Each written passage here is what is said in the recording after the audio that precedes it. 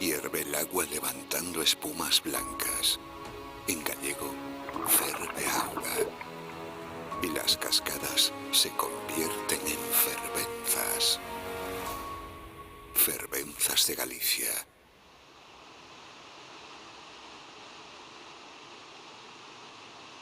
Galicia lleva el agua labrada en sus venas. Su historia habla de la lluvia, de los ríos que en su camino hacia el mar tatúan la tierra, se resiste a su paso. La corriente dibuja meandros a su antojo. En lo alto, la roca le echa un pulso al agua. Y de esa lucha nacerá la fervenza.